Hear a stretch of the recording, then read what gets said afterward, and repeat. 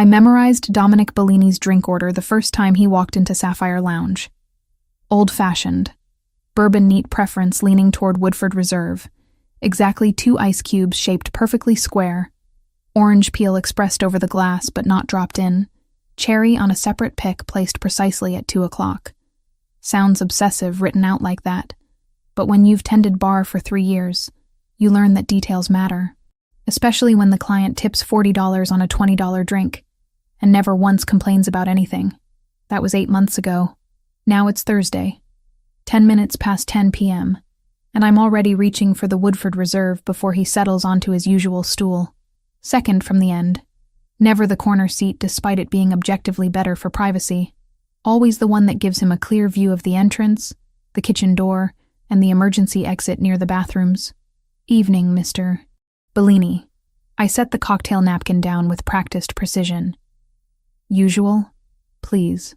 His voice carries that gravelly quality some men develop around their mid-30s, smooth enough to be pleasant, but textured enough to suggest he's lived through things worth mentioning. Not that he ever mentions them. Our conversations rarely extend beyond drink orders and weather observations. I turn to prepare his old-fashioned, aware that he's watching me work. Not in a creepy way. I've dealt with enough drunk businessmen pawing at my wrist to know the difference. This is something else. Assessment, maybe. Like he's cataloging the way I muddle the sugar cube, the exact angle I twist the orange peel to release the oils. Uncle Marcus says certain people just have that quality, that predatory awareness that comes from always needing to understand their environment. Busy night, Dominic observes when I place his drink down. The ice cubes clink softly against the glass. Thursdays usually are. Everyone celebrating making it through another week. I wipe down the bar in front of him, even though it's already spotless. Keeping my hands busy prevents awkward hovering. He nods, lifts the glass, takes that first measured sip he always takes. Testing. Confirming. Then a barely perceptible exhale that I've learned to interpret as approval. The thing about working at Sapphire Lounge is that you develop a sixth sense about power. Not the loud, obnoxious kind that shows up in rental tuxedos and bottles of champagne they can't actually afford. Real power. The quiet kind that makes other patrons shift their conversations to lower volumes when certain people walk past. The kind where the manager personally escorts someone to their table instead of letting the hostess handle it. Dominic Bellini has that kind of power in spades. I noticed it the 3rd or 4th time he came in. The way Marco, one of our regulars who works in commercial real estate, practically tripped over himself moving to a different section of the bar. How the 2 guys in tailored suits who'd been arguing loudly about sports teams suddenly found their indoor voices when Dominic sat down. Small tells that added up to a larger picture I deliberately chose not to examine too closely. Uncle Marcus hired me 3 years ago when I was desperate enough to take any job that paid in actual money instead of exposure or experience. I just finished my chemistry degree from Boston University, $48,000 in debt with a BA that qualified me for precisely nothing except graduate school I couldn't afford. My resume listed 3 unpaid internships, and a GPA that suggested I'd spent more time studying than networking, which in retrospect was probably my first major career mistake. Marcus took one look at me, asked if I could handle drunks without crying, and put me behind the bar the next shift. Said family helps family, especially when family is drowning. He wasn't wrong about the drowning part. Haley. Marcus appears from the back office, nods at me, then at Dominic with considerably more deference. Mr. Bellini, everything satisfactory? As always, Marcus. You run a good establishment. Dominic's tone is pleasant, almost warm. But there's something underneath it, a layer of meaning I can't quite parse, like they're having a second conversation beneath the surface of the polite words. We do our best. Let me know if you need anything. Marcus retreats, and I catch the briefest moment where his hand touches my shoulder as he passes. A warning? Reassurance? With Marcus, it's hard to tell. He's spent 30 years in Boston's restaurant scene and picked up the kind of discretion that makes him excellent at his job and maddeningly vague in personal interactions. The night continues its usual rhythm. I mix drinks, make small talk with regulars, deflect increasingly aggressive flirtation from a guy in a Patriots jersey who doesn't understand that no thanks is a complete sentence. Dominic sits at his stool nursing his drink. He never orders more than 2 in an evening. and occasionally checks his phone with the kind of focus that suggests the messages he's reading are considerably more important than sports scores or stock updates. Around 11:30, two men I don't recognize walk in. Both Asian, both wearing dark clothes that read expensive, even from across the room. They scan the space with the same predatory awareness Dominic has. And I watch his posture shift. Not obviously. Just a subtle straightening of his spine, a fractional adjustment of his shoulders that transforms relaxed into ready. The men choose a table near the front. Don't approach the bar. Don't acknowledge Dominic's presence, even though I'd bet money they clocked him the second they entered. The air in Sapphire suddenly feels thinner, like pressure dropping before a storm. Another? I ask Dominic quietly, even though his glass is still half full. No, thank you. He places 250s on the bar, which is excessive even by his standards. Have a good night, Haley. He leaves through the main entrance, and the two men at the front table watch him go without moving. 5 minutes later, they leave too. And I'm standing behind the bar, wondering what exactly I just witnessed, while simultaneously knowing I should probably forget I witnessed anything at all. That's my life. Bartending 6 nights a week at Sapphire, mixing drinks for people whose conversations I'm not supposed to hear, and whose business I'm definitely not supposed to question. Living in a studio apartment in Alston that costs $1,800 a month and has radiators that clang like church bells every morning at 6 a.m. Taking the Red Line to Quincy every Sunday to visit Mom, because that's the one day I give myself permission to stop running. Mom. Rose Turner. 52 years old and 5 years cancer-free, which should be cause for celebration, except the medical bills didn't stop when the treatments did. $68,000 in debt even after insurance, broken into monthly payments that will outlive both of us if I don't figure out how to accelerate them. That's why I took the bartending job instead of holding out for something in my actual field. Chemistry doesn't pay enough to cover rent and medical debt simultaneously, not at entry level. So I mix drinks, and I'm good at it. Partially because I actually understand the science behind flavor profiles and molecular interactions. That old-fashioned I make for Dominic? The sugar-to-bitter ratio is calculated based on the specific barrel char level of Woodford Reserve. The orange oil release is timed to maximize aromatic compound dispersion without overwhelming the bourbon's natural vanilla notes. It's chemistry applied to mixology, and it turns out people will pay decent money for drinks that taste transcendent instead of just adequate. Sundays at Mom's place are my anchor point. The one routine I refuse to compromise on regardless of how tired I am, or how many double shifts Marcus needs covered. I take the train at 9 a.m., stop at the bakery she loves for cinnamon rolls she pretends she shouldn't eat, and spend 4 hours in her tiny kitchen drinking coffee and pretending life isn't crushing both of us under debt we didn't choose. She asks about work. I tell her it's fine. She asks if I'm dating. I tell her I don't have time. She asks if I'm happy. I tell her I'm working on it. All technically true statements that avoid the larger truth. I'm 26 years old, living paycheck to paycheck, using a chemistry degree as a coaster while I pour drinks for people who tip more than I make in an hour. And the only thing keeping me from complete despair is knowing that every shift brings me incrementally closer to the day when Mom's debt is paid, and I can maybe, possibly, start building a life that belongs to me instead of to circumstances I can't control. But Thursday nights at Sapphire, watching men like Dominic Bellini sit at my bar with their careful awareness and their unspoken rules, I wonder if I'm paying attention to the wrong details. If maybe the real story isn't in the chemistry of the drinks I'm making, but in the power dynamics I'm witnessing and deliberately ignoring, because knowing too much in this city has always been more dangerous than knowing too little. Thursday evening arrived with weather forecasts promising storms. By 8 p.m., water streaked the windows of Sapphire Lounge in diagonal patterns that distorted the streetlights outside into abstract smears of yellow and white. The kind of night that kept people inside longer, ordering one more drink to avoid the inevitable sprint to their cars, which meant we were packed. Every table occupied, every bar stool taken, the noise level climbing steadily as alcohol loosened inhibitions and raised volumes. I moved through my routine on autopilot. Martini, Manhattan, mojito, repeat, while tracking orders and managing the controlled chaos that came with a full house on a miserable night. 10:47. Dominic Bellini walked through the entrance flanked by two men I recognized from previous visits. Both wore dark suits that probably cost more than my monthly rent. Both moved with that same predatory awareness that seemed to be a job requirement in their world. But tonight something was different. Instead of heading to his usual stool at the end of the bar, Dominic chose a seat dead center. Prime real estate for conversation, terrible positioning for surveillance. The change registered immediately as wrong, like watching someone write with their opposite hand, technically functional, but fundamentally off. "Evening, Mr. Bellini." I set down 3 cocktail napkins. "Your usual?" "Please, and whatever these gentlemen would like."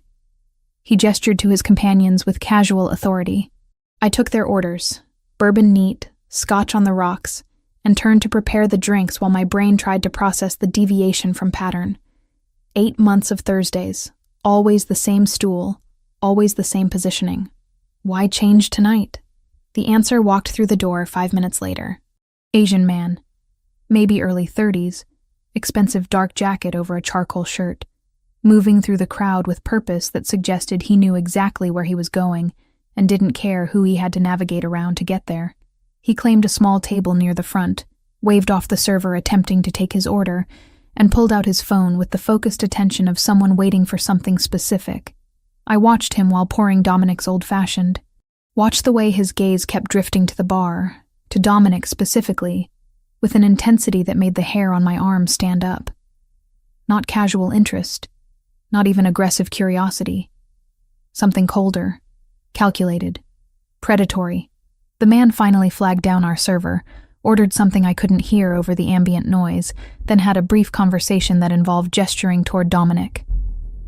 Money changed hands. The server nodded, disappeared toward the bar where Jake was handling the overflow orders. Alarm bells started ringing in my head before I consciously understood why. Jake prepared the drink. Looked like another old-fashioned from my angle. And the server carried it toward Dominic's section with a professional smile. I caught fragments of her explanation as she approached. Courtesy of an admirer. Gentleman at table 6. Wanted to welcome you. Dominic's expression remained neutral, but his posture shifted fractionally. Recognition. Assessment. The kind of instant calculation that came from years of navigating situations where gifts might be genuine, or might be traps. The server placed the glass on a cocktail napkin in front of him. The liquid caught the overhead lights, amber and rich, ice cubes floating in geometric precision. Dominic nodded his thanks, reached for the drink, lifted it toward his lips, and that's when I saw it. The color was wrong. Not obviously wrong. Not the kind of thing a casual observer would notice. But I'd made thousands of old fashions, understood the precise hue that resulted from proper bourbon to bitters ratio, knew exactly how light should refract through properly mixed spirits. This drink had turbidity. A faint cloudiness disrupting the usual clarity, barely visible but definitely present. Bourbon doesn't cloud. Not unless something's been added that shouldn't be there. Something that doesn't fully dissolve, that creates microscopic particles suspended in solution. My chemistry training kicked in before conscious thought could interfere. Turbidity in alcohol meant adulterants, foreign substances, poison. I was moving before I decided to move. "Don't drink that." The words tore from my throat loud enough to cut through conversation, loud enough to make heads turn from 3 tables away. My legs carried me around the bar in a stumbling sprint that knocked into a customer's elbow, sent someone's beer sloshing over the rim of their glass. Dominic's hand froze with the drink inches from his mouth. His eyes found mine across the space, sharp and alert and questioning. I reached him, slapped the glass from his grip with enough force that it flew sideways, tumbled through air in slow motion, exploded against the polished wood floor in a burst of liquid and crystalline fragments that scattered across tile like shrapnel. Silence crashed down over Sapphire Lounge with physical weight. Every conversation stopped. Every person within visual range turned to stare at the bartender who'd just assaulted a customer's drink with the kind of violence usually reserved for defending lives. My chest heaved. Adrenaline flooded my system so completely I could taste metal on my tongue. Dominic stared at me with an expression I couldn't parse. Surprise, maybe, mixed with something harder to define. The color, I gasped, words tumbling over each other in desperate explanation. The drink. It had turbidity. Bourbon doesn't cloud unless something's been added. Something that doesn't fully dissolve. I saw particles in suspension. Microscopic but definitely present. Basic chemistry. Pure solutions don't show turbidity unless foreign substances interfere with light transmission. I was rambling. Knew I was rambling. Couldn't stop.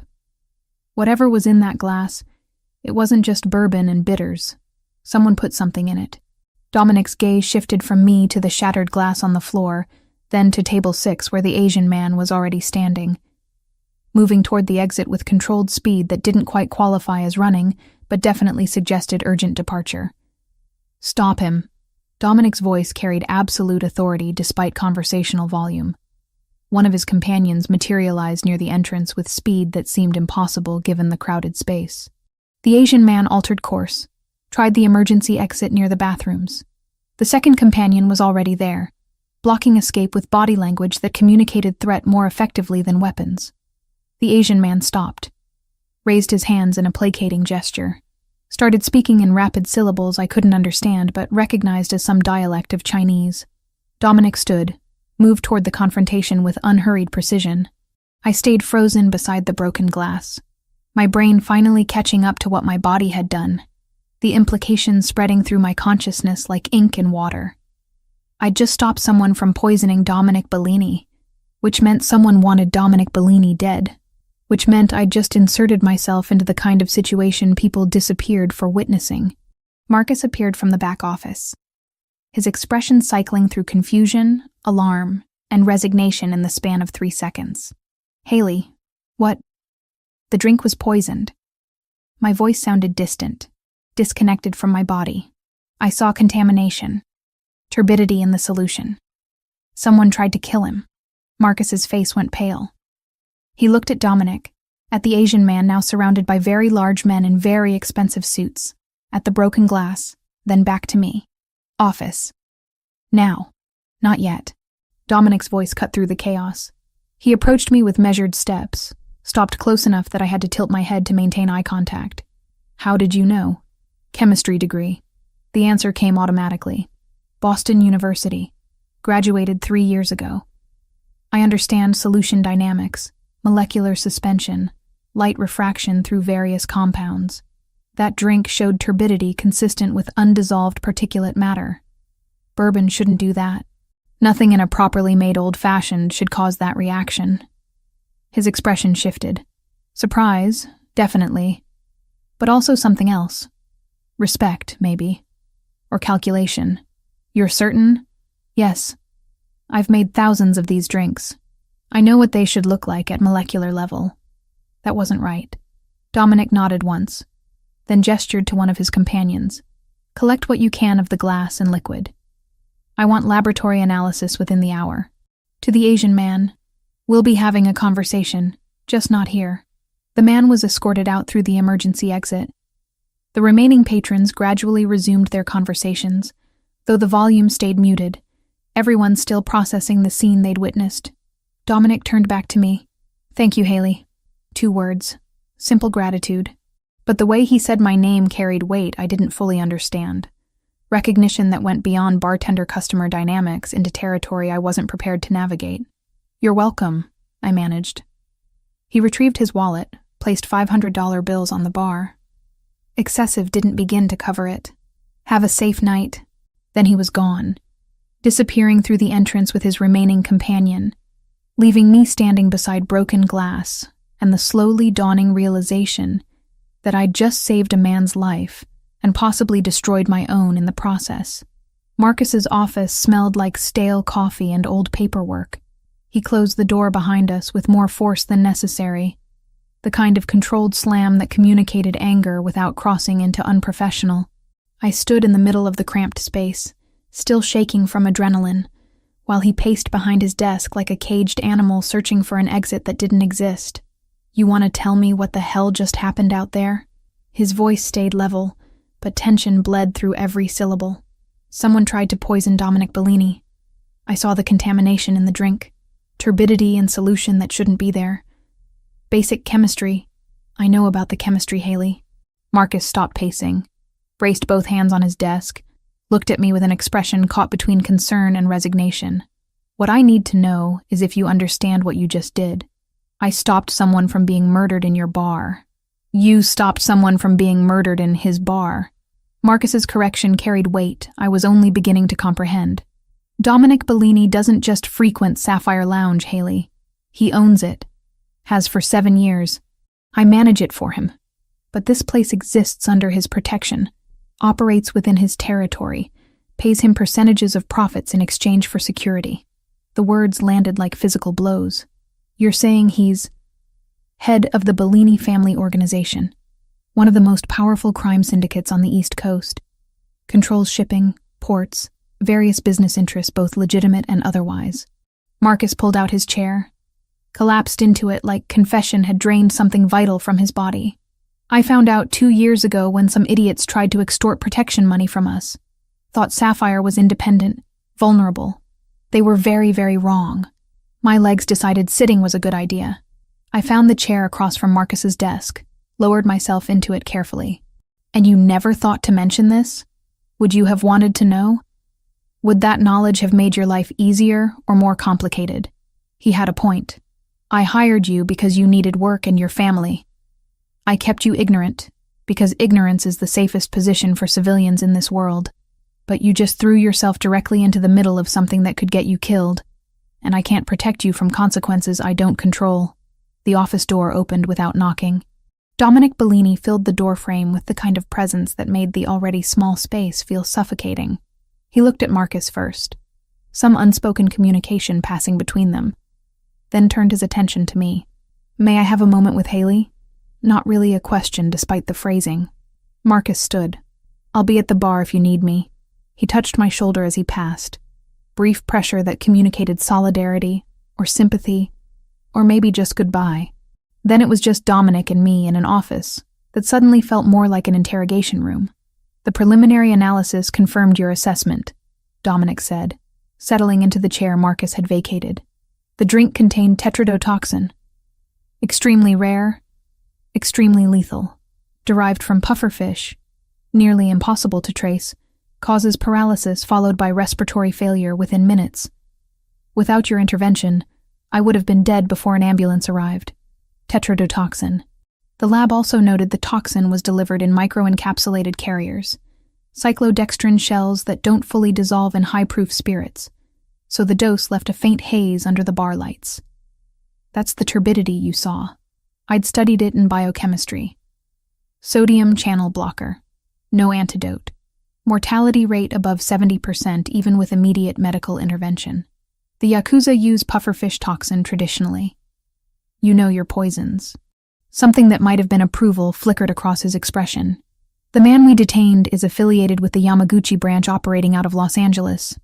They've been attempting to establish East Coast presence for the past 6 months. Eliminating me would destabilize territory control, create openings they could exploit. So this is about business. This is always about business. Power, territory, money. The same motivations that drive any organization, legal or otherwise. Just with different methods of conflict resolution. Dominic leaned forward slightly, elbows resting on knees, eyes holding mine with uncomfortable intensity. Which brings us to your situation. You witnessed an attempted assassination. More problematically, you prevented it. The Yakuza don't leave witnesses alive, especially witnesses who cost them strategic opportunities. Cold spread through my chest. You're saying they'll come after me. I'm saying they're already looking for you. Finding your identity won't take long. You work here publicly. Marcus's relationship to you is documented through employment records. By tomorrow morning, they'll know your name, address, daily routines, vulnerabilities. He paused. Including your mother and Quincy. The mention of Mom sent ice directly into my veins. My mother has nothing to do with this. Leverage rarely does. They'll use whatever pressure points ensure cooperation or silence. In this case, probably both. Dominic's voice stayed neutral, factual, like he was explaining weather patterns instead of death threats. I've already positioned security outside your apartment and your mother's residence.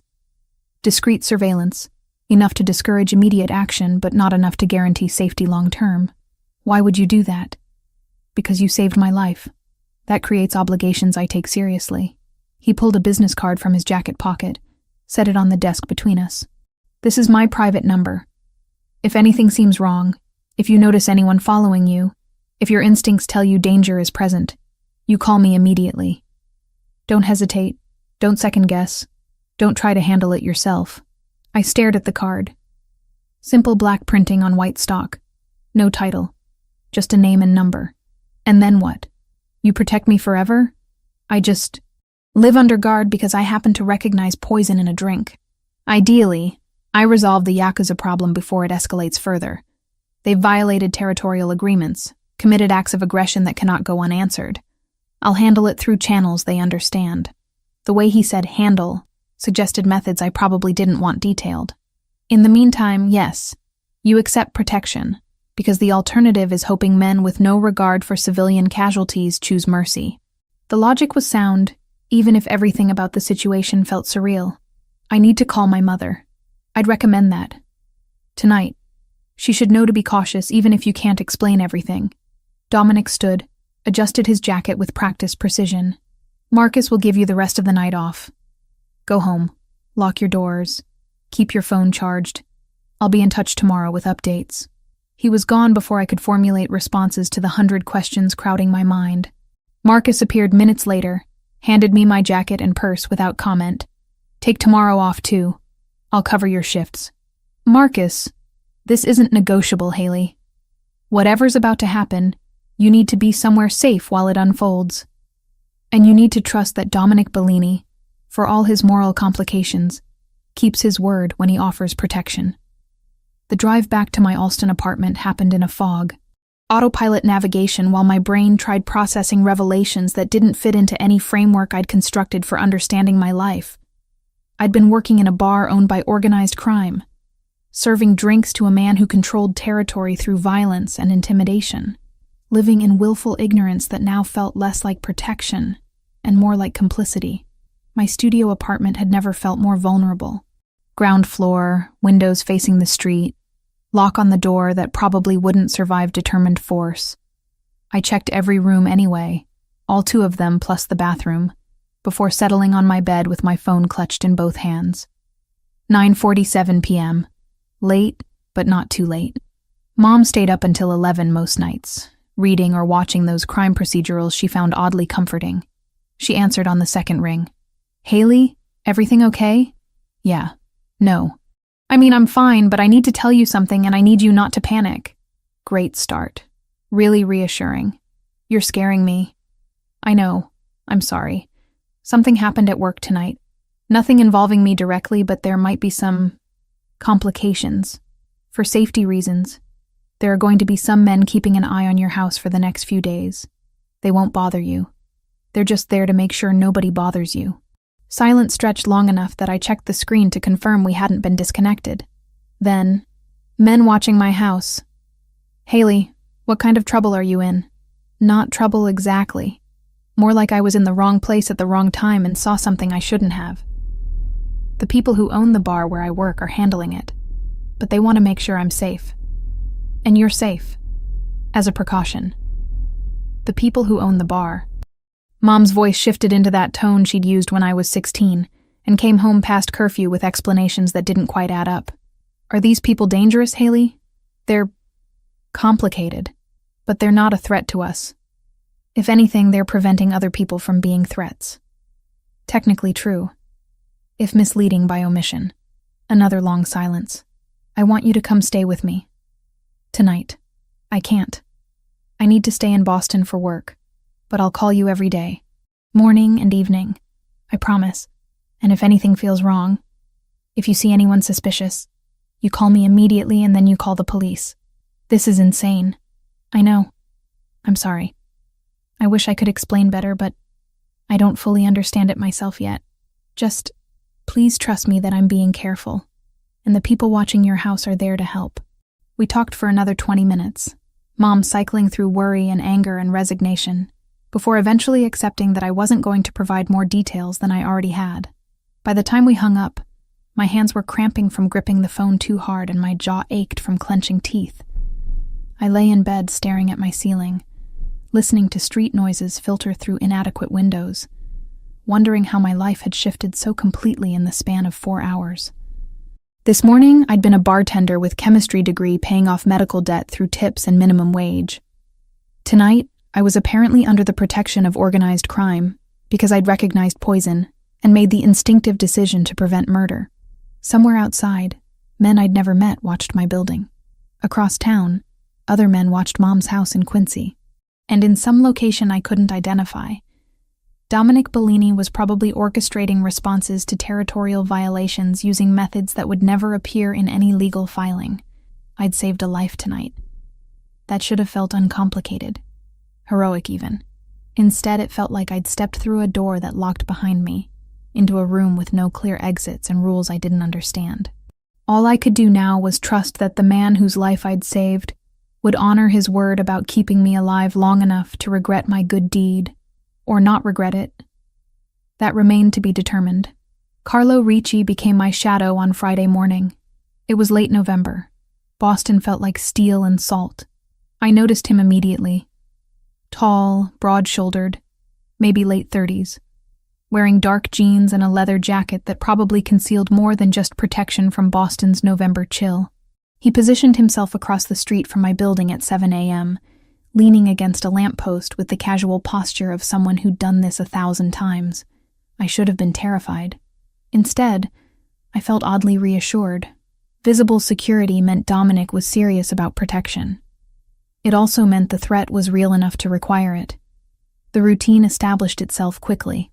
Carlo followed me to the corner store, to the coffee shop, maintained 20 feet of distance that suggested professional surveillance rather than amateur stalking. By Friday evening, I'd stopped checking over my shoulder constantly. By Saturday morning, I nodded acknowledgement when our paths crossed at the entrance to my building. He nodded back, first hint of human interaction breaking through operational protocol. Sunday, I broke pattern.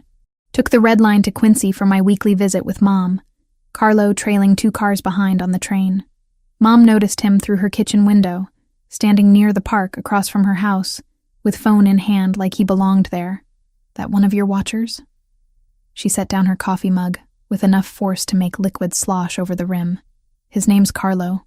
He's been following me for 3 days. Very professional about it. I tried for light, conversational.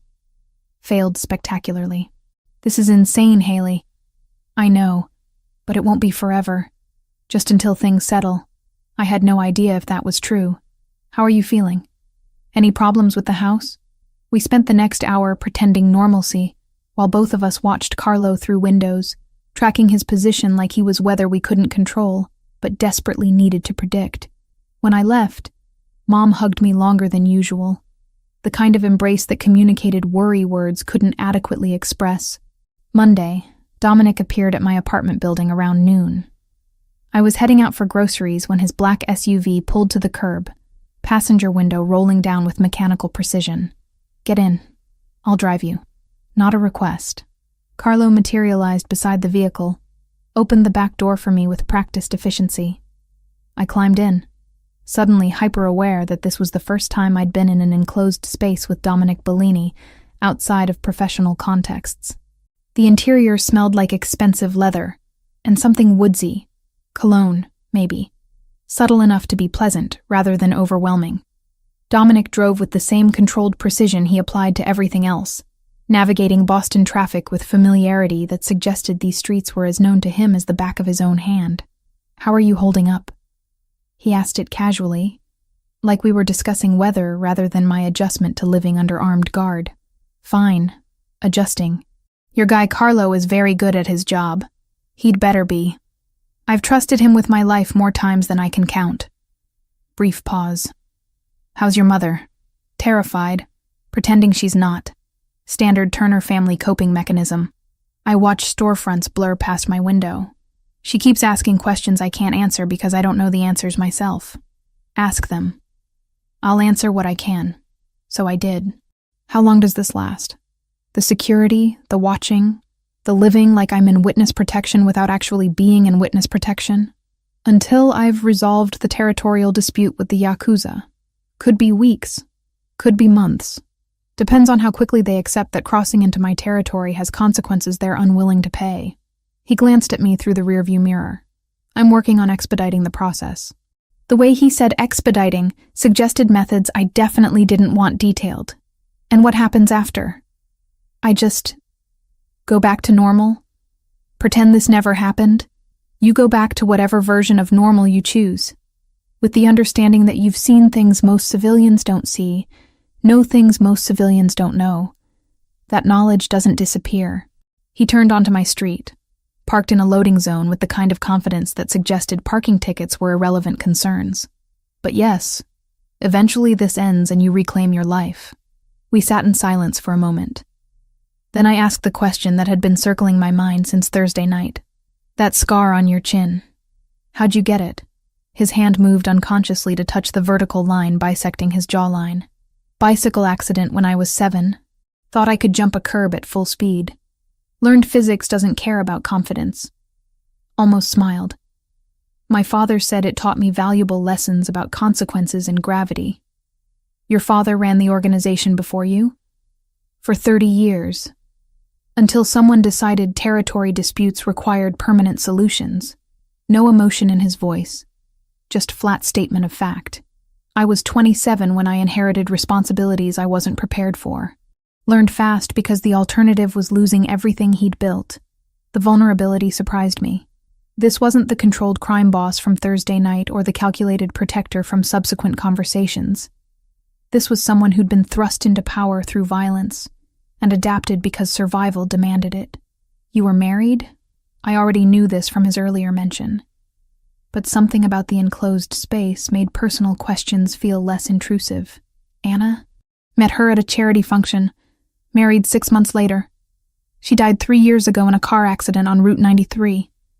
Drunk driver crossed the median during evening rush hour. His jaw tightened fractionally. She wanted normal life. House in the suburbs, kids, distance from family business. I kept promising soon, after this deal, after that consolidation. Always soon. Never now. I'm sorry. So am I. He shifted to look at me directly. Why chemistry? You clearly have the aptitude for it, but you're tending bar instead of working in labs. What happened? Debt happened. Mom's medical bills, my student loans, the reality that entry-level chemistry positions don't pay enough to cover both rent and monthly payments exceeding $1,000.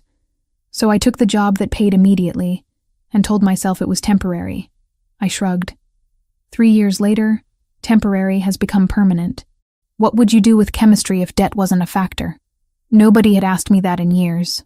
The question hit harder than it should have. Research, probably. Molecular synthesis, pharmaceutical applications. Something that mattered beyond making drinks taste good. I paused. Not that there's anything wrong with mixology. I just wanted more. Wanting more isn't a character flaw, Haley. It's human. The conversation shifted after that, becoming easier somehow. He asked about my degree program. I asked about his whiskey distillation hobby. He explained the science of barrel aging. I corrected his understanding of chemical reactions during fermentation. The exchange felt natural, like we were just two people discussing shared interests rather than crime boss and bartender navigating impossible circumstances.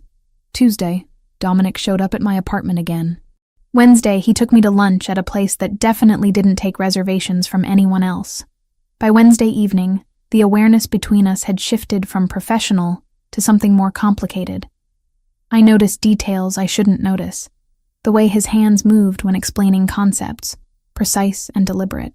How his voice dropped fractionally when he was being genuine versus when he was maintaining public persona. The exact shade of his eyes, not quite brown, not quite amber. Something in between that changed with lighting. He noticed things about me too. Caught the way I bit my lower lip when processing information. How I organized drinks ingredients by molecular weight without conscious thought. That I always checked exit routes before settling into any space. Habit learned from watching him do the same thing. The tension built through proximity. His hand brushing mine when passing documents explaining territorial boundaries. Standing close enough in crowds that I could feel his body heat. Conversations that lasted longer than necessary. finding excuses to maintain connection. But I fought it. Reminded myself daily that Dominic Bellini represented everything I'd spent my life avoiding. Violence, crime, moral ambiguity that couldn't be reconciled with the black and white ethics I'd always assumed guided my decisions. Thursday night, the 4th day of Carlo's protection, I walked to the corner bodega at 9 p.m. for milk I didn't actually need. Just wanted air, movement, brief illusion of normalcy. Carlo trailed behind as usual, maintaining his professional 20-foot distance. They came from the alley between buildings, 2 men moving fast, one grabbing my arm with enough force to leave bruises I'd discover later. I didn't scream. Didn't have time. Training from self-defense classes I'd taken in college kicked in, dropped my weight, twisted, broke the grip through leverage rather than strength. The second man produced a gun, not pointed at me, pointed at Carlo, who'd closed distance the second violence started. Move, and she's the one who gets hurt. English with accent I couldn't place through the adrenaline flooding my system. Carlo froze, calculated odds faster than I could process them, made a decision that would have been suicidal if he hadn't been that good at his job. He moved. The next 10 seconds happened in that strange, slow-motion state where time dilates and details become hyper-real. Carlo's hand going for the weapon under his jacket. The sharp crack of gunfire, impossibly loud, reverberating off brick walls. The second attacker going down. The first one releasing me, reaching for his own weapon. More shots. Pain blooming across Carlo's chest. Dark stains spreading across forest green shirt turned black in streetlight. Then he was falling. I caught him before he hit pavement. Eased him down while my brain shifted into emergency mode. Medical training overtaking panic.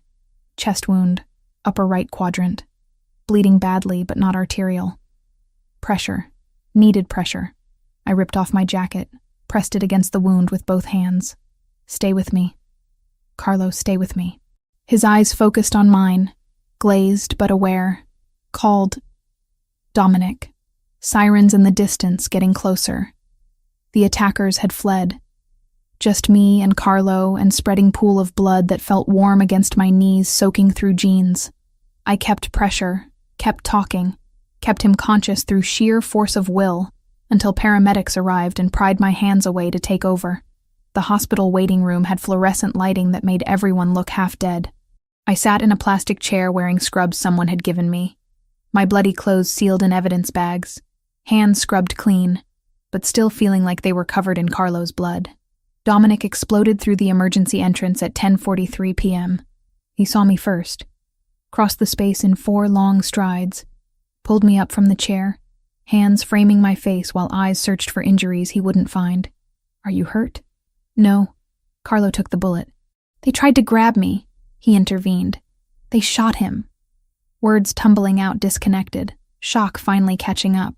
Upper right chest, missed major vessels but punctured lung. They took him straight to surgery. I used pressure, kept him stable until paramedics arrived. But I don't know if... You did everything right.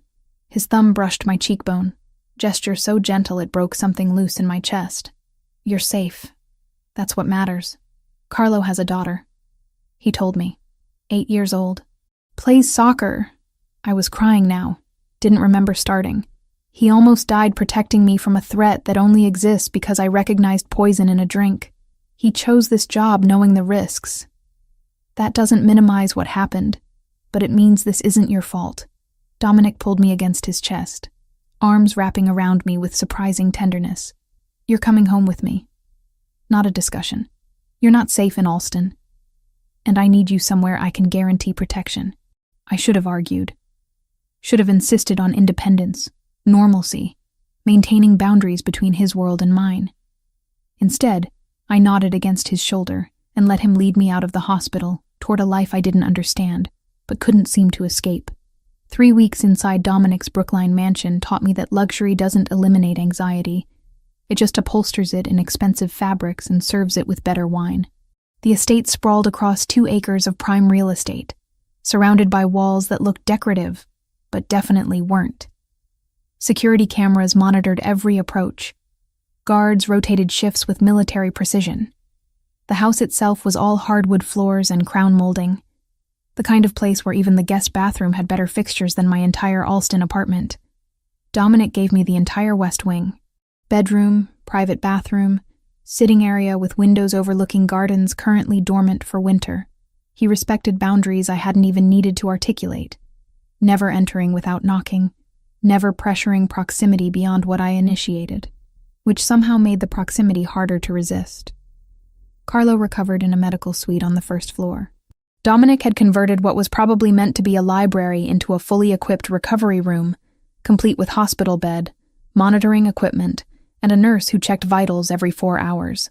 The bullet had punctured his right lung, missed his heart by 3 inches, required surgery that lasted 6 hours, and would need at least 6 weeks of careful healing before he could return to active duty. I visited him daily, partly from guilt, mostly from genuine concern for the man who'd taken a bullet protecting me from consequences I still didn't fully understand. Friday of the 3rd week, I found him sitting up in bed. Color finally returned to his face. His daughter's soccer photos covered the bedside table. Blonde girl with gap-toothed grin wearing jersey number 7. Her name's Sophia, he said, catching me looking. She's 8. Plays midfielder for her elementary school team. Has a mean right foot and absolutely no fear on the field. She's beautiful. I settled into the chair beside his bed. Does she know what happened?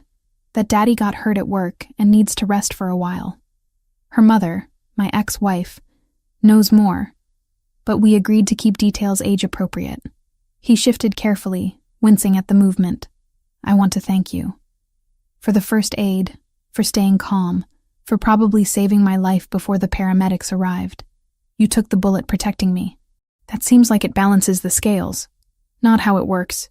You didn't ask for this situation. I chose this job knowing the risks. He paused. Dominic's a good man, despite what he does for a living. He'll keep you safe. Trust that even when trusting him feels impossible. The words stayed with me long after I left Carlo's room. Sundays became ritual adapted for circumstances. I couldn't visit Mom in person. Security risks remained too high, but video calls maintained connection across the distance. Every Sunday at 10 a.m., I'd settle into the sitting area with my laptop, and Mom would answer from her kitchen in Quincy. You look tired, she observed during the 3rd week's call. I'm fine, just adjusting. Not technically a lie. Adjusting to living in a mansion with criminals. Her tone carried the sharp edge she reserved for situations where politeness had been exhausted. Adjusting to not being able to leave. It's temporary, Mom. I promise. Your promises don't control other people's violence, Haley. She softened slightly. I'm just worried. This isn't the life I wanted for you. It's not the life I wanted either. But it's the life I have right now. And I'm making the best of it. I shifted the laptop to show her the view from my windows. Look, I have access to gardens. Security everywhere. 3 meals a day I don't have to cook. It could be worse. It could also be better. It should be better. She wasn't wrong. But explaining that simple right and wrong had become complicated in ways I was still processing, felt beyond my current emotional capacity. The distillery occupied the entire basement. Dominic had converted what was probably meant to be wine storage into a functional whiskey production facility. Copper stills, aging barrels, temperature-controlled environments, equipment that suggested serious investment in the hobby. I discovered it by accident Tuesday of the 2nd week, following stairs I'd assumed led to laundry. Instead, I found Dominic monitoring fermentation tanks with the focused attention he applied to everything. Chemistry lab? I asked from the doorway. He turned, surprise flickering across his expression before settling into something that might have been pleasure. Whiskey distillery. Started it 5 years ago as stress relief. Turns out chemical processes are remarkably meditative when they're not related to business.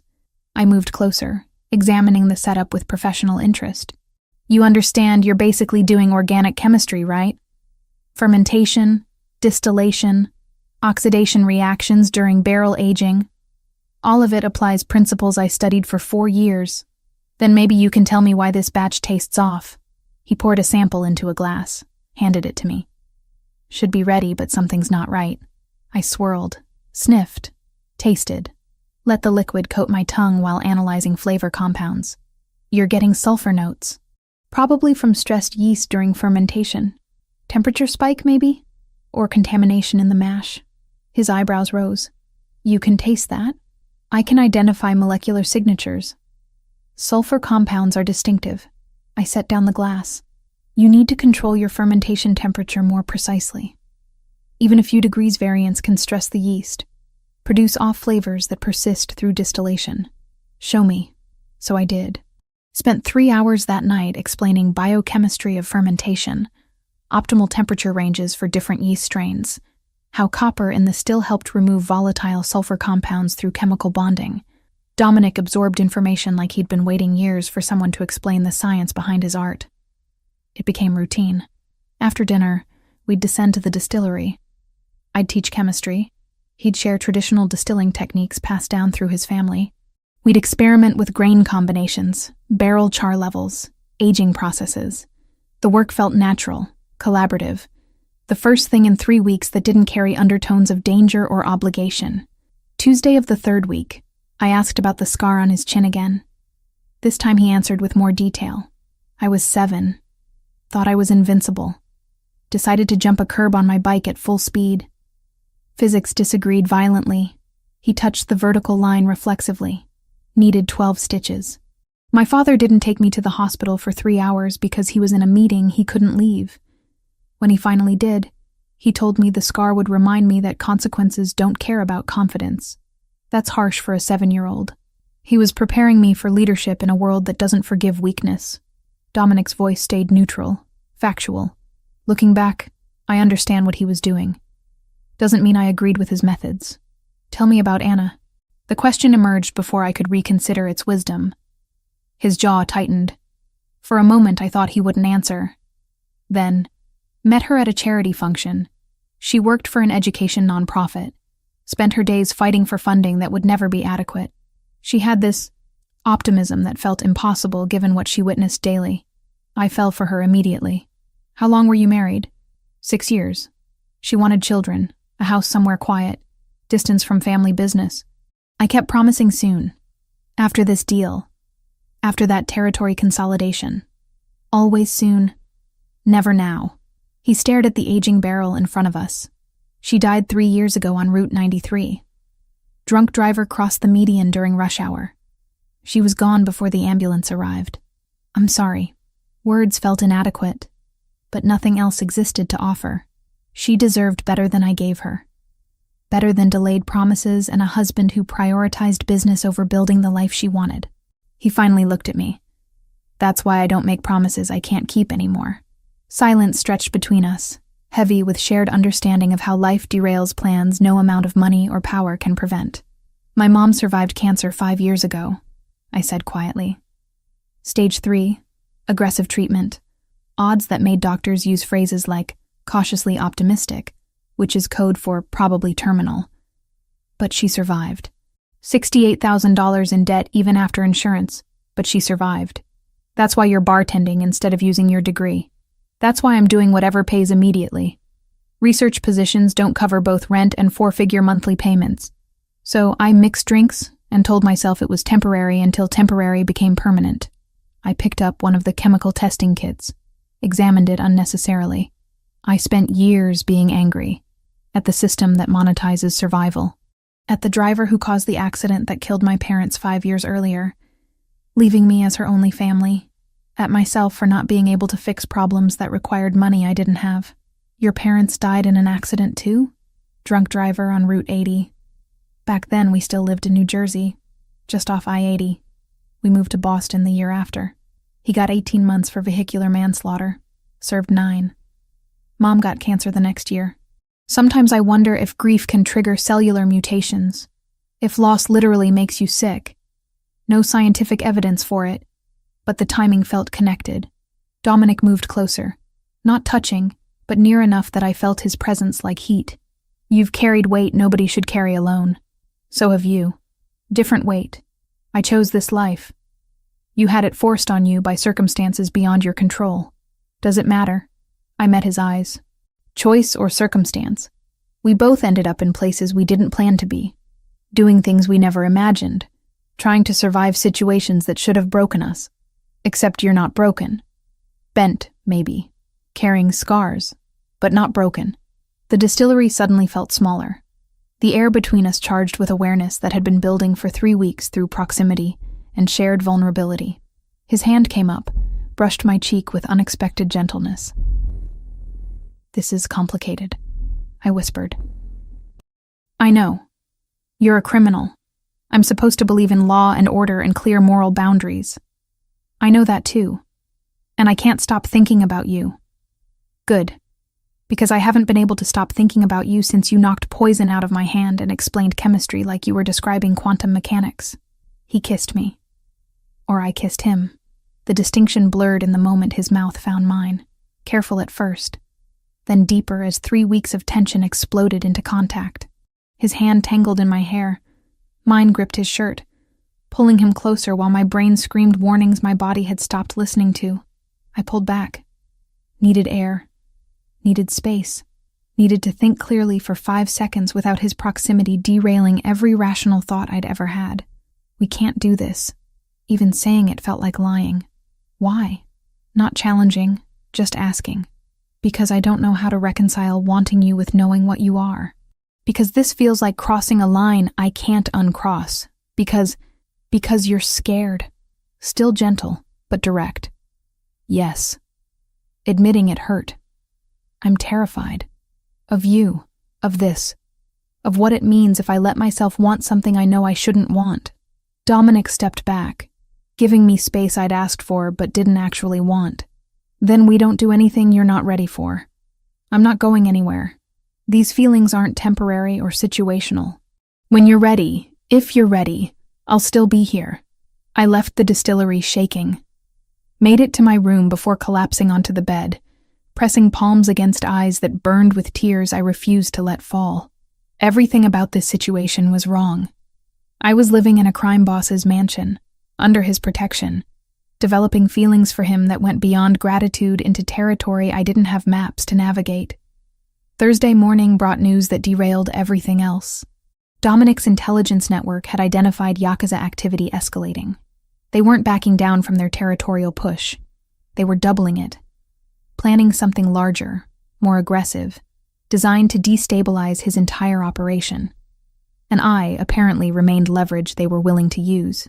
2 months after Carlo took a bullet meant for me, he walked into the distillery without favoring his right side. Still careful with movement, still healing internally, but functional enough that Dominic had cleared him for light duty. I was monitoring fermentation temperatures when he appeared, looking healthier than he had any right to given that a chest wound nearly killed him 8 weeks ago. "You're back." I set down the thermometer, genuinely pleased. "How do you feel?" "Like I got shot and survived." He touched his chest reflexively. "Doctor says 6 more weeks before full clearance, but I'm tired of sitting in that medical suite watching daytime television. Dominic said I could observe planning sessions as long as I promised not to do anything stupid." "Planning sessions? You haven't heard?" Carlo glanced toward the stairs. "He's been building a counter-operation. Intelligence finally mapped the complete Yakuza network in Boston. He's moving on it this week." My stomach dropped. "Moving on it how?" "That's probably a conversation you should have with him directly." I found Dominic in his office, surrounded by papers and photographs that looked like surveillance images. He didn't seem surprised when I walked in without knocking. "Carlo says you're planning something." I closed the door behind me. "Something involving the Yakuza." "I am." He gestured to the chair across from his desk. "They've escalated operations despite losing their initial assassination attempt. Intelligence suggests they're planning a larger move, targeting multiple locations simultaneously to destabilize my entire organization. I can't let that happen." "So you're going to..." "What? Start a war? I'm going to end one before it properly begins." He leaned back, studying me. "But I could use your help, if you're willing." That stopped me. "My help? I'm not exactly trained in tactical operations." "No, but you understand chemistry in ways that could give us strategic advantage." He pulled a file from the stack, slid it across the desk. "The Yakuza move supplies through specific distribution channels. If we could mark those supplies with something traceable, we could map their entire network without direct confrontation. Track movements, identify key players, build comprehensive intelligence." I opened the file, scanned the contents. supply chain documentation, shipping manifests, warehouse locations. You want me to create a chemical marker. Can you do it? How long would it take? 2 weeks to develop and test. Maybe 3 if I run into complications. I looked up from the file. But Dominic, this feels like crossing a line I've been very carefully not crossing. What line is that? Active participation instead of passive observation. If I help you build this, I'm not just protected by you anymore. I'm working with you. That makes me complicit in ways that I struggled for the right words, in ways that change who I am fundamentally. He stood, moved around the desk, leaned against the edge so we were eye level. You're already complicit, Haley. The moment you knocked that drink from my hand, you chose a side whether you meant to or not. This just makes that choice conscious instead of accidental. You're saying I might as well embrace it. I'm saying you get to decide what kind of participant you want to be. Victim hiding in my house waiting for threats to disappear? Or active partner using your expertise to help resolve the situation that put you here? He paused. Either choice is valid, but only one gives you control. He was right. And I hated that he was right. If I do this, I need proper equipment. Real laboratory setup, not improvised distillery tools. Done. I'll have industrial-grade equipment delivered and installed in the East Wing by tomorrow afternoon. He touched my hand. Brief contact that somehow felt more intimate than anything we'd done in the distillery weeks ago. Thank you. The equipment arrived as promised. An entire room converted into functional chemistry lab complete with precision scales, analytical instruments, chemical storage, ventilation systems that probably violated several residential building codes. Dominic had spared no expense, which made sense for someone whose business regularly required discreet access to specialized resources. I spent 2 weeks adapting fluorescent markers used in currency printing, modified the molecular structure just enough to shift the wavelength signature outside standard detection ranges, created something that would glow under very specific light frequencies, but remain invisible to conventional UV scanners. The chemistry was elegant, complex enough to avoid accidental discovery, but simple enough to be stable in various environmental conditions. Dominic watched me work sometimes, asking questions about process and methodology. I explained reaction mechanisms, bonding principles, how slight changes in molecular geometry created dramatic differences in optical properties. He absorbed information with the focused attention he applied to everything, occasionally offering observations from his own distilling experience that surprisingly applied to what I was doing. This reminds me of barrel char chemistry, he said one evening, watching me adjust pH levels. Minor variations in process creating major flavor differences. It's all chemistry. Whiskey, markers, poison. Just different applications of the same fundamental principles. I pipetted solution carefully. Your family must have been doing this for generations to understand it intuitively. 4 generations. My great-grandfather started the distillery in Sicily before immigrating. He said understanding transformation, how raw materials become something refined, was the foundation of any successful enterprise. Dominic leaned against the lab bench. I don't think he meant it as metaphor for organized crime, but the principle applies. By day 15, I'd perfected the marker. Dominic tested it personally, applying it to fabric samples, and tracking them through various conditions. The compound remained detectable after water exposure, temperature fluctuation, extended time periods. Perfect for infiltrating supply chains. The infiltration took 3 weeks. Dominic's people introduced the marked materials into Yakuza distribution networks through carefully orchestrated exchanges and diversions. Every movement after that glowed under detection equipment, mapping routes and connections with precision that would have taken months to establish through traditional surveillance. I watched the intelligence build on screens in Dominic's office. Digital maps showing supply movements, warehouse locations, operational patterns. By week 3, we had comprehensive documentation of the entire East Coast Yakuza infrastructure. This is better than I hoped, Dominic said, studying the data. We can provide this to federal authorities anonymously. Let them handle dismantling the operation through legal channels. That actually surprises me. I expected you'd handle it yourself. I prefer avoiding unnecessary violence when strategic alternatives exist. The FBI can accomplish what needs accomplishing without the kind of warfare that puts civilians at risk. He glanced at me. You thought I'd just execute people. The possibility crossed my mind. I'm not saying I won't defend territory when necessary, but choosing violence as first option instead of last resort is how organizations destabilize themselves. He made a call, initiated whatever anonymous transfer process delivered intelligence to federal authorities without revealing sources. 6 weeks later, coordinated federal raids hit 12 locations simultaneously.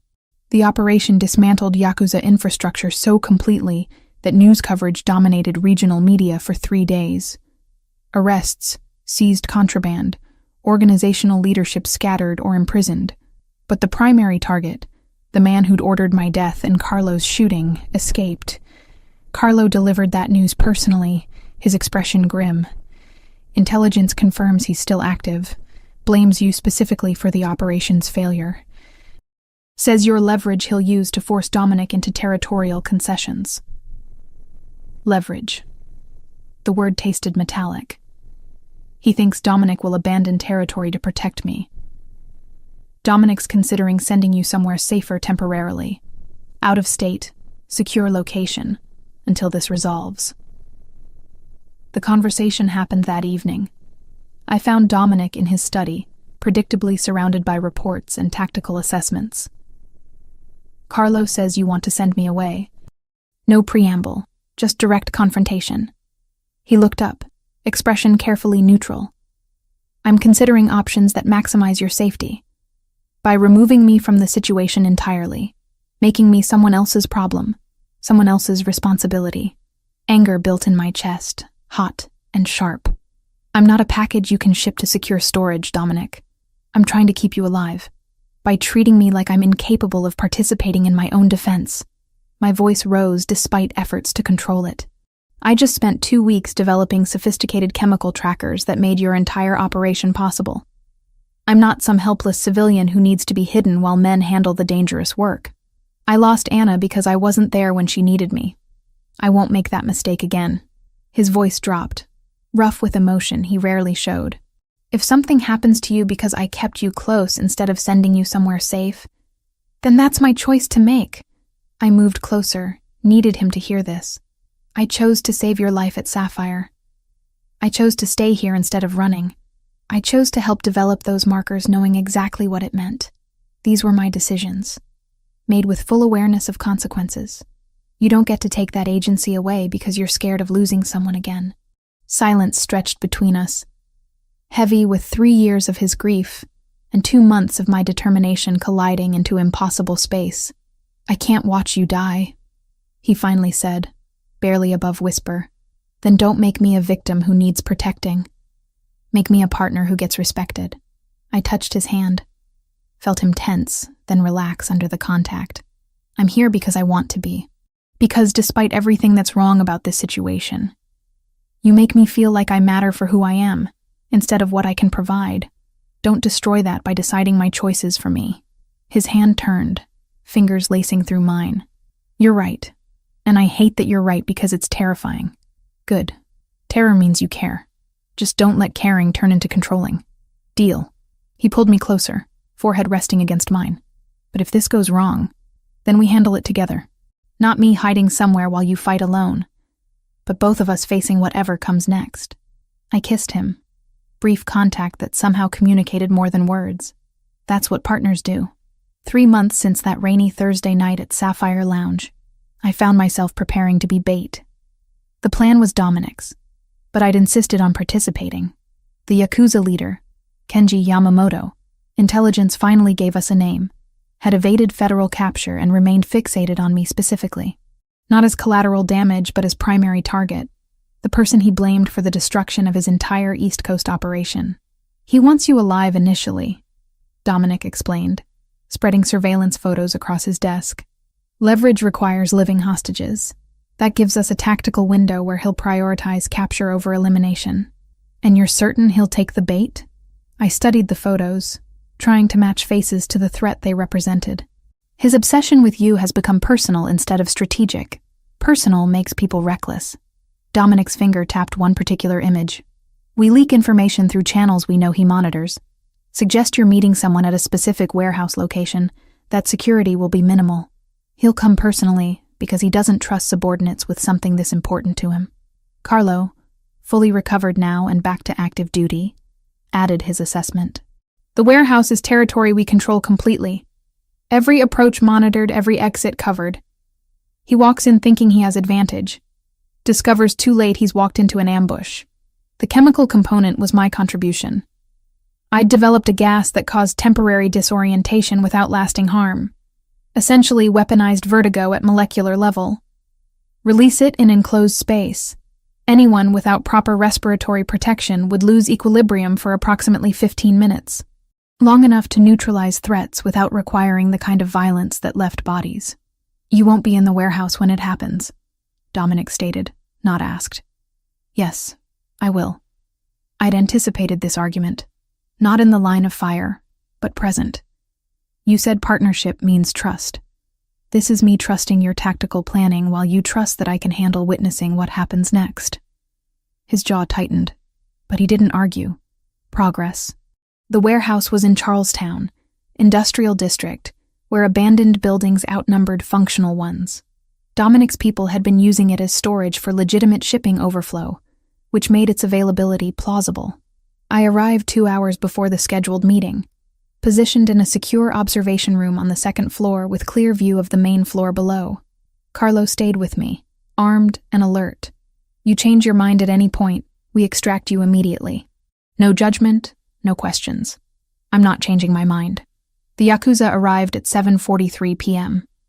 6 men total, including Yamamoto, who I recognized from intelligence photos. Mid-40s, moving with the kind of confidence that came from decades of violence going unpunished. They entered carefully, weapons drawn, scanning for traps they wouldn't find until too late. Dominic's voice came through the earpiece Carlo and I wore. Gas deploys in 30 seconds. Haley, you're about to see people lose consciousness. Remember they chose this confrontation. I watched the release happen. Invisible dispersal from vents nobody had noticed. Within seconds, the Yakuza team started showing effects. Stumbling, reaching for walls, weapons dropping as coordination failed. Yamamoto realized what was happening, tried shouting orders his men couldn't follow through disorientation that made standing difficult. Dominic's team entered from multiple points. No gunfire, just controlled force against targets who couldn't effectively resist. They secured weapons, restrained the incapacitated men with professional efficiency. The entire operation took less than 3 minutes. Except Yamamoto. He'd positioned himself near me somehow. Either luck or tactical awareness I hadn't credited him with. Must have tracked which direction I was watching from. Used the chaos to close distance. He burst through the observation room door before Carlo could fully react. Grabbed me with strength that drove air from my lungs, pressed something sharp against my throat. A knife. Of course he had a backup weapon. Tell them to back down or I open her throat. His English carried heavy accent but clear intent. Carlo's gun was already drawn, aimed, but Yamamoto had positioned himself perfectly. Using me as shield, any shot risked hitting me instead of him. Through the window, I saw Dominic looking up, calculating odds with speed that suggested he'd wargamed this exact scenario. His hand rose, signaling his team to hold position. You destroyed everything. Yamamoto's breath was hot against my ear, reeking of rage and desperation. Months of planning, millions in investment, connections that took years to build. All gone because one woman recognized poison. You tried to murder someone in my workplace. My voice came out steadier than I felt. What did you expect? Compliance, fear. The reactions normal people have to organized crime. The knife pressed harder, stinging. Not chemistry lessons and federal raids. I remembered what Dominic had taught me during those first weeks in his mansion. Basic self-defense. Not because he expected me to fight, but because agency required capability. Weight distribution, leverage points, how to exploit an attacker's expectations of victim behavior. I dropped suddenly, full dead weight, breaking his grip through surprise rather than strength. Twisted as I fell, using momentum to create distance. Carlo fired, single shot, precisely placed. Yamamoto went down. Not dead. Shoulder wound, disabling but survivable. Carlo's accuracy was surgical even under pressure. Dominic was there seconds later, pulling me up, hands checking for injuries with barely controlled panic. "Are you hurt?" "No." "Scared, but not hurt." I touched my throat where the knife had pressed, felt warm blood from a shallow cut. "Nothing serious." "Get her out of here." Dominic's order was directed at Carlo, but I stopped him. "No, I stay until this is finished." That was the deal. Yamamoto was conscious, clutching his shoulder, being restrained by two of Dominic's men. Dominic approached him with calm that was somehow more frightening than anger would have been. "You violated territory agreements, attempted assassination, targeted civilians." Dominic's voice stayed level, factual. "You understand what happens now. You kill me. Very predictable." Yamamoto spat blood. Big, tough Italian, defending his territory. "No, I turn you over to federal authorities with evidence that makes prosecution unavoidable. You spend the rest of your life in prison, contemplating what happens when business becomes personal." Dominic pulled out his phone, made a call. "Yes, I have information regarding the Yamamoto case. Charlestown Warehouse District. Bring multiple units." He was calling the FBI, not executing, not disposing of the body in some dock, but actually involving law enforcement. I hadn't expected that. 30 minutes later, federal agents swarmed the warehouse. Dominic's people had vanished, leaving only the incapacitated Yakuza and enough evidence to support charges that would keep them imprisoned for decades. I watched from a distance as Yamamoto was loaded into a vehicle, still shouting threats nobody was listening to anymore. Dominic found me after, when the warehouse had emptied, and we stood in the parking lot under sodium lights that turned everything orange and surreal. "You could have run," he said quietly. "When Yamamoto grabbed you, Carlo would have covered your escape. I could have. I chose not to." I leaned against his car, exhaustion finally catching up. I'm done running from consequences of choices I'd make again anyway. He kissed me then, fierce and desperate, like he was confirming I was real and alive and choosing to stay despite everything I'd just witnessed. We drove back to Brookline in silence. I spent the next 3 days alone in my room, processing what I'd seen and done and become, watching men lose consciousness from gas I'd developed, witnessing Dominic's calm as he orchestrated violence with surgical precision, having a knife to my throat, choosing to fight instead of freeze. The sounds, the fear, the aftermath. On the 3rd day, I found Dominic in the distillery. He didn't seem surprised. "I'm not leaving," I told him. "I'm not running, not having regrets, not pretending this was temporary. I know, but I need you to understand something. I'm not doing this to become your wife in the traditional sense. I'm not going to be the woman who stays home while you handle business. I want to use my chemistry, develop things that matter, build something that belongs to me. I wouldn't want you any other way." He set down the glass he'd been cleaning. "You're the least traditional person I've ever met, Haley. That's why this works. Even knowing I'll probably challenge you constantly, question decisions, argue strategy, refuse to accept because I said so as valid reasoning, especially knowing that." He pulled me close, forehead resting against mine. "Partnership isn't about agreement. It's about respect, even during disagreement." I kissed him. Let 3 days of processing transform into acceptance that my life would never be simple, but could still be chosen. This was who I was now. Bartender with chemistry degree who'd saved a crime boss's life and fallen in love with him despite every rational reason not to. Complicated, morally ambiguous, impossible to explain to anyone outside this world. But mine. Completely. Consciously mine. 6 months compressed into moments that felt both fast and infinite. The first week after Yamamoto's arrest, I returned to Sapphire Lounge. Not full-time. 2 nights weekly, Thursday and Friday, when the place filled with people celebrating survival of another work week.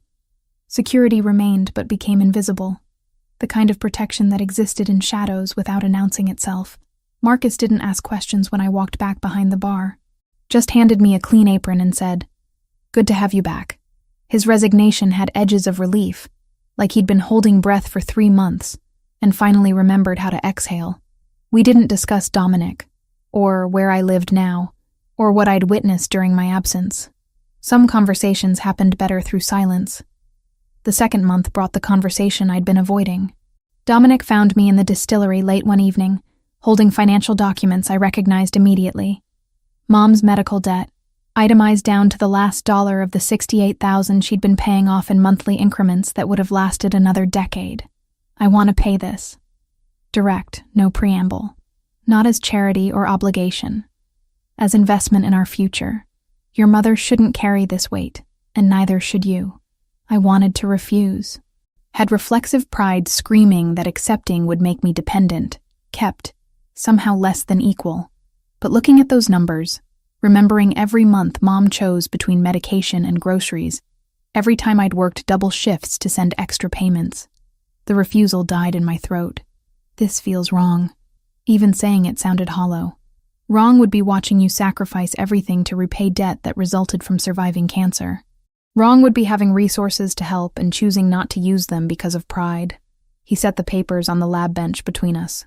I'm not asking permission, Haley. I'm telling you this is happening. You get to decide whether we do it as partners or as me acting unilaterally while you're angry about it. I cried for over an hour. Ugly crying. The kind that comes from 3 years of pressure releasing all at once. Relief and guilt tangled together until I couldn't separate them. Dominic held me through it, didn't try to fix or explain, just provided solid presence while I fell apart. The debt disappeared the next week. Mom called me immediately, voice shaking. Haley, what did you do? I fell in love with someone who had resources I didn't. He used them. That's what happened. Simplest truth I could offer. This man you're with is complicated and morally ambiguous and absolutely serious about building a life with me. And I'm serious about building one with him. First time I'd said it out loud to anyone. I know this isn't what you imagined for me, but it's what I'm choosing. Long silence.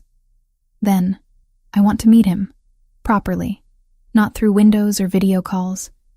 If he's going to be part of your life, I need to know who he is. 3rd month, I brought Dominic to Quincy. Mom's house looked smaller than I remembered. Her kitchen table where we sat feeling cramped with 3 people instead of 2. She studied him with the same intensity she'd used when I brought home school projects, looking for flaws in construction or logic. You run an organization. Statement, not question. I do. Legitimate businesses primarily, with history that's less legitimate. I won't insult you by pretending otherwise. Dominic's honesty surprised me. Your daughter saved my life. Then chose to stay in my world despite having every reason to leave. I'm trying to deserve that choice. By paying her mother's debts. By removing obstacles that prevented her from building the life she deserves. The debts were obstacles. He paused. I love her, Mrs. Turner.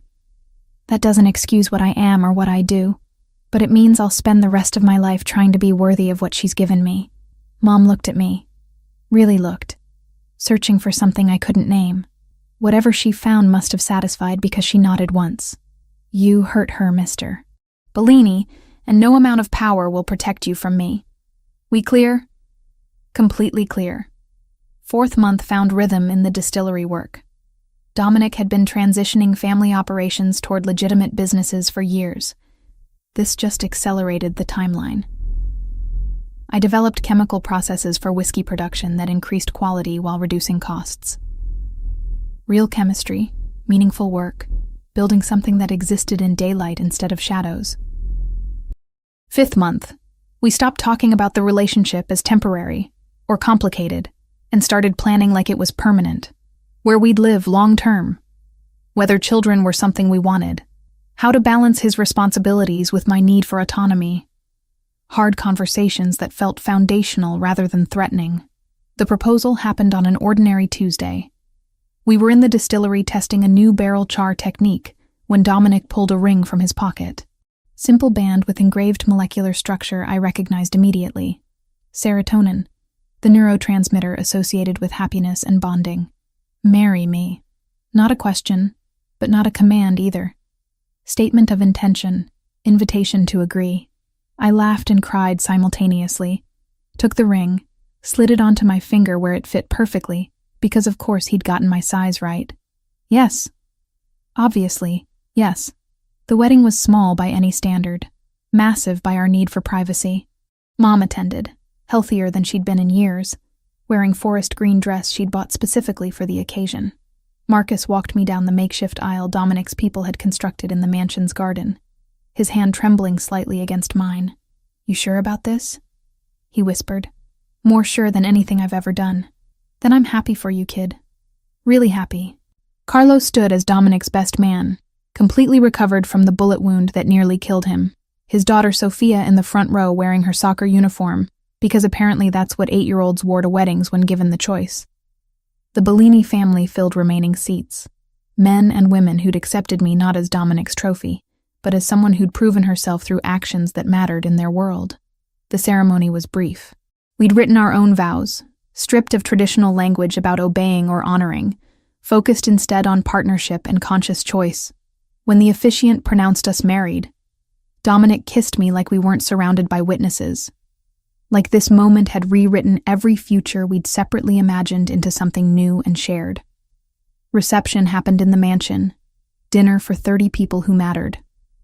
Marcus gave a toast about family choosing each other. Mom cried through hers about watching me become someone she recognized and didn't recognize simultaneously. Carlo talked about owing his life to both of us, how sometimes the best families were built through circumstance rather than blood. That evening, I stood in the distillery with my husband. The words still felt strange. Surrounded by copper stills and aging barrels and chemistry equipment that represented everything I'd built here. Dominic came up behind me, arms wrapping around my waist, chin resting on my shoulder. "What are you thinking?" he asked. That I should have known recognizing poison would lead here. That chemistry has always been about understanding reactions and transformations. That somehow, impossibly, this is exactly where I was supposed to end up. You regret any of it? Not 1 second. Even the terrifying parts, especially those actually, because they taught me I was stronger than I knew. I turned in his arms. "We should expand the distillery operation. Hire people who need second chances the way I needed one. Build something that proves legitimate success is possible for people everyone else has written off. I love the way your brain works." He kissed me softly. "Let's build that. Let's build everything."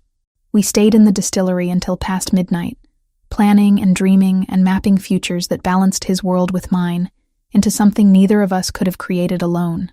Life would never be simple. His past didn't disappear because we'd chosen each other. My chemistry degree didn't erase the fact that I'd developed chemical weapons. But simplicity had never been the goal. Authenticity was. Partnership was. Choosing consciously, instead of drifting passively through circumstances we pretended to control. I'd started this journey as a bartender with chemistry degree, working to pay off debts I couldn't escape. Ended it as a woman who'd recognized poison and saved a life, and fallen in love with someone who made impossible things feel inevitable. The transformation wasn't complete, probably never would be, but it was mine, completely, consciously, impossibly mine.